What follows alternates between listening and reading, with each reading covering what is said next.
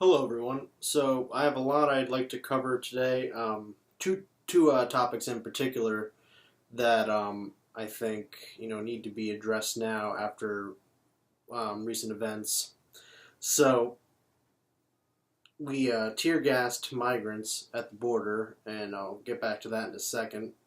That specific incident, but just to add some context in case you don't know. Um, we had a caravan of Central Americans. From what I've read, I think mostly Hondurans, and they were traveling, through Mexico. Um, and if you can just picture the geography of it for a second, like they're traveling from Central America all the way up Mexico to the border, to the U.S. and Mexico border, and they're trying to seek asylum due to crime from the war on drugs. Economic reasons could be another thing. And first of all, it's not illegal to seek asylum in this country. Um, However, Jeff Sessions enacted the zero tolerance policy, which escalated to family separation, which is why that was a big issue and still is a big issue. The zero tolerance policy basically meaning that if you try and cross the border illegally, you're getting deported no matter what. I mean, um, the way it used to be is your first attempt, or I mean, assuming you're successful, I mean that's when they would get you. If you try and go across illegally and you succeed the first time, then that's just a misdemeanor. So after that, it could be a felony, and you could, the punishments are more severe after your first time. Um, but my guess is a lot of these people probably haven't tried this before, and they're traveling by foot across an entire country to get to us. So, and they're in dire situations. So I think a lot of these people probably are first timers, and we tear gassed them. More specifically, Border Patrol tear gassed these people. Um, and I mean, this is kind of a more broad issue that's, I guess extends beyond this. But I just want to point out how it's illegal to use chemical weapons in warfare. All chemical weapons, including tear gas. Tear gas is a chemical weapon. Excuse me. This is according to international law. But we allow this to happen on our own soil all the time. Um, Police, they have the right to do that, to shoot tear gas for riot control. In Ferguson, we saw that. In Standing Rock, we saw that. And we also saw people were very badly injured from these kind of incidents. Like in Standing Rock, yeah, someone's arm was badly broken. And in certain cases, you can die from this. You can die from the impact of the tear gas canister. Um, I don't know. I'm not positive if you can die from the tear gas itself. I suppose, depending on the circumstances, if it's like directly in front of you, maybe, I don't know. But certainly from the impact of the canister, yeah, you can die. And so these people were trying to climb the border fence, and it was kind of a commotion, if you will. And I'm not someone. So some people on the left will be for open borders. I don't think I am. I am for enforcing a border. However, I have a moral compass, and I know that we shouldn't shoot at these people, whether it's tear gas or whatever it is. You shouldn't shoot at these people who are unarmed and they have children. The fact that we're shooting tear gas at children, just strike one, you're out in my book. Like there's no justification for this.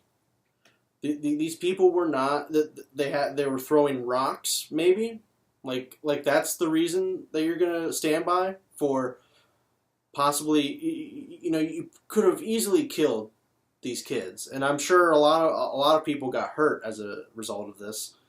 And again, it's not illegal to seek asylum.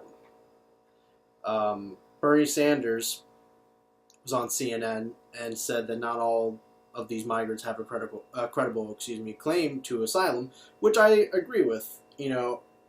Not everyone, because you got to reach a certain amount of standards, and I think that's only fair that we should have, a system that you go through, and if you pass what basically qualifies as such a dire situation that you were fearing for your life essentially, and you were seeking asylum, then I think at that point that's amnesty. But not everyone will have a credible claim. But that's why we needed, instead of Trump sending a bunch of troops down there, we should have had a bunch of caseworkers at the border, people who can verify these things, get the process going. But Trump and his administration, and it's not like as if this is a secret. This is kind of the rhetoric that's just being out in the open now. Like, they're not interested in hearing these people out. Trump is talking about possibly closing the border, permanently, and I guess he has the power to do that, but it would have to be indefinite. I don't think you can just close it, until further notice, or, it's just crazy what is going on, because, Trump, this has the appearance of like an ethnic cleansing kind of thing, and I think a lot of it happens to be just Trump's base. This is what they go for: immigration. If you ask Trump's base, a lot of the times immigration is one of the top issues that they'll cite. And I think I've made this point before, but Trump, I don't know where ideologically he stands half the time. I mean, like, can't speak today. He's contradicted himself on so many issues that I don't know what he truly believes, and I think a lot of the time he's just trying to kind of go with the flow wherever is going to go, wherever he's going to get more support, basically, and hold that support. So I don't know, what he's doing. But first of all, this is very un-Christian what's going on. Like, let's put aside the fact how you're treating them by tear gassing them. Like, that's completely unnecessary. That kind of brutality is not even debatable in my mind. But the fact that you're not even going to hear these people out who are trying to seek asylum, I mean, certainly some of them have credible claims. You're not even going to hear them out. You're just going to dismiss them offhand, and basically because of their identity, because they aren't American citizens, and they're brown. Let's keep it real. Like, they're different from people that look like Trump and his base, mostly white people. So that scares them, but they don't get the cognitive dissonance with their own Christian values. A lot of them are Christian, so just completely like they miss that irony that they preach these Christian beliefs all the time, but then in a real situation like this where you're kind of put to the test, like, they completely fail. Like, it's just because the fact that they are tear gassing these kids now, and none of the Trump supporters, from what I've seen, have disavowed this action. I mean, maybe we'll see that, but it's just, you would expect to see some outrage considering that a lot of these people are Christian. Bernie said we need comprehensive immigration reform as well, which is true, because the children of immigrants, DACA recipients, a lot of people have known the U.S. as their home, only known the U.S. as their home, and they fear that they might be deported. And it's no common sense to have these people who, whether they were um, born here and their parents were illegal, or maybe they were born out of the country and then taken here at a very young age. There's no common sense in trying to throw them into another country that they've never known before. A lot of times they don't even necessarily speak the language. So, it is a moral issue, but at the same time, I think it's worth pointing out that immigrants are actually, in a lot of ways, beneficial to our society. They, and illegal immigrants, I would say, because of the fact they pay into a lot of services that they don't end up receiving, such as Social Security. A lot of times they'll get a fake Social Security card to get a job, but if they try and collect those benefits, they're pretty easily going to get caught. So they don't collect those benefits, but they pay into them. They pay about $1 billion or so a year, and that's just one example. Switching. I'm going to stay on this topic, but to go to right-wing commentators and their reaction to this craziness. Tommy Lauren, whatever the hell you pronounce her name, she said in a tweet that the highlight of her Thanksgiving was seeing the border being enforced by shooting tear gas at unarmed people, is essentially what she said. And she's saying, like, you can't bum rush the border, but this idea that you're going to therefore possibly kill these people or badly hurt them, it's just ridiculous to me. And again, contradicting the Christian values, but I just don't get how people can say things like this, and they see what's happening. Like, there was like a famous picture that came out of this of a mother kind of running away with her kids, and she was later interviewed with, and I read that, and she said, like, that they never thought that they were going to be shooting tear gas at children, at these people.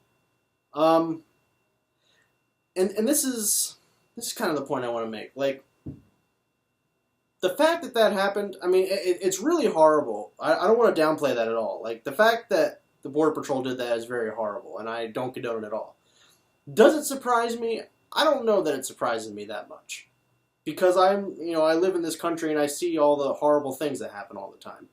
But these people, they're traveling to a country that doesn't even, the leader at least of this country doesn't even want them in, and they're not gonna, it's basically gonna be such a hard process for them to get into this country, even if it's gonna be legitimate and that they're going to let it happen, which I don't think the Trump administration will let it happen. But they're not thinking about the fact that there's not really much hope for them, and that it's like such a long shot for them to get into this country. They're hinging on this little bit of hope with this, and I'm sure a lot of these people, like, they just weren't aware of the brutality that's going on in this country, because like I say, like, we shoot tear gas at our own civilians, so it doesn't surprise me that we shot at migrants. But is it horrible? Of course it's horrible, and to even have to say that is kind of ridiculous. And then the last thing on this is Trump is trying to take away birthright citizenship. He kind of made that comment, I guess, a week or two ago, something like that.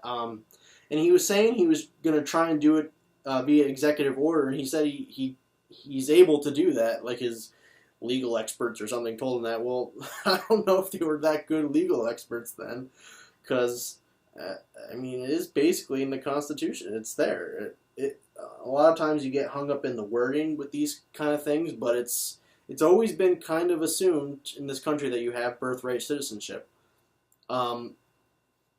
And Trump wants to take that away. So, what reason could that possibly be? Is it, again, to serve his base on the issue of immigration and trying to, like, throw them the red meat that'll go out for for them to support Trump. But it's hard. It's just setting a horrible precedent. The fact that the president is saying this and undermining so many of the things that are supposed to be our American values. So I think that's just very alarming. Oh yeah, I lied. One other thing. The Border Patrol head, I believe it was the head of Border Patrol, he had said that tear gas is so safe you can put it on your nachos. So, like, way to look racist while you're downplaying putting little kids in danger. Like, you just really rolled up all of the right-wing tropes into one thing there. So I just wanted to share that with you. Then we go to climate change. So there's a report that came out. It's actually, there were 4 reports, and this is the final one. 4 annual reports. And this had, numerous top scientists involved, and it concluded basically what you would think it would conclude, that climate change is real, man-made, and the effects are going to be they already are really horrible and causing a lot of damage for a lot of reasons, but it's just going to get worse. And Trump said he didn't believe it. So let's read from CNN. I recommend also going to look at the actual report itself. I think it's, it's not, again, not that surprising, these findings. But I think it really puts it into perspective, though, just like how bad things are going to get. So a new U.S. government report delivers a dire warning about climate change and its devastating impacts, saying the economy could lose hundreds of billions of dollars, or in the worst-case scenario, more than 10% of its GDP by the end of the century. The federally mandated study was supposed to come out in December, but was released by the Trump administration on Friday at a time when many Americans are on a long holiday weekend, distracted by family and shopping. David Easterling, director of the Technical Support Unit at the NOAA National Centers for Environmental Information, emphasized that there was no external interference in the report's development. He added that the climate change the Earth is experiencing isn't like any other. The global average temperature is much higher and is rising more rapidly than anything modern civilization has experienced, and this warming trend can only be explained by human activities. Coming from the U.S. Global Change Research Program, a team of 13 federal agencies, the 4th National Climate Assessment was put together with the help of 1,000 people, including 300 leading scientists, roughly half from outside the government. It's the second of 2 volumes. The first, released in November 2017, concluded that there is no convincing alternative explanation the changing climate other than human activities, especially emissions of greenhouse gases. The reports run counter to President Donald Trump's consistent message that climate change is a hoax. On Wednesday, Trump tweeted, "Whatever happened to global warming?" as some Americans face the coldest Thanksgiving in over a century. Now, I just want to pause there for a second. Trump, stop being an idiot. Really, and this is, it's just such basic stuff, I just don't know what to think half the time when I see these things from Trump tweeting, and I think him tweeting mostly helps him. It's just supporting, it's getting that base of support, getting their eyeballs basically, and it just keeps their eye on the prize, and their prize is basically Trump winning, which is awful. But what I'm saying is he's like this dog trainer, and he's just keeping them at attention. And so I think if he wasn't as active on Twitter, he may not necessarily keep that following going. But regardless, obviously, climate and weather are different. Okay, giving you a basic science class here, but yeah, climate is the overall impacts in the world, and weather is just, as it passes. Weather is just individual, events happening, and climate is just like it's the just overall impact from weather, from human activities, clearly. So, like, you're just so ignorant when you tweet something like that. I mean, like, I didn't even explain it that well just now. Like, I'm not a scientist here, but I understand that climate and weather are different. And we have someone in the White House that I don't know what he really thinks and what he really doesn't. We can go back and forth on what he's really thinking, but he's not showing himself to, think about this smartly and nuanced. So, let me continue here. But the science explained in these and other federal government reports is clear. Climate change is not disapproved. It is not disproved by the extreme weather of one day or a week. It's demonstrated by long-term trends. Humans are living with the warmest temperatures in modern history. Even if the best-case scenario were to happen and greenhouse gas emissions were to drop to nothing, the world is on track to warm 1.1 degrees Fahrenheit. And let me just pause for a second there for as well. Like, that may not seem like a lot, but just keep in mind, like, globally, like a big change like that, it does mean a lot. It has more impact, not just on stuff like weather, but on agriculture, on floodings even. So, let me continue again. As of now, not a single G20 country is meeting climate targets, research shows. Without significant reductions in greenhouse emissions, the annual average global temperature could increase 9 degrees Fahrenheit or more by the end of this century compared with pre-industrial temperatures. And that 9-degree number is probably more accurate to what it will be, because remember the 1.1 degrees, that's if green gas emissions stop completely, which they're not going to stop right away. The cost of climate change could reach hundreds of billions of dollars annually, according to the report. The Southeast alone will probably lose over 500 million labor hours by 2100 due to extreme heat. Farmers will face extremely tough times. The quality and quantity of their crops will decline across the country due to higher temperatures.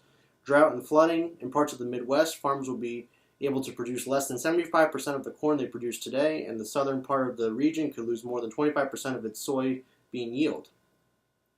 Heat stress could cause average dairy production to fall between 0.6% and 1.35% over the next 12 years, having already cost the industry $1.2 billion from heat stress in 2010. So I think I've kind of gone over this enough.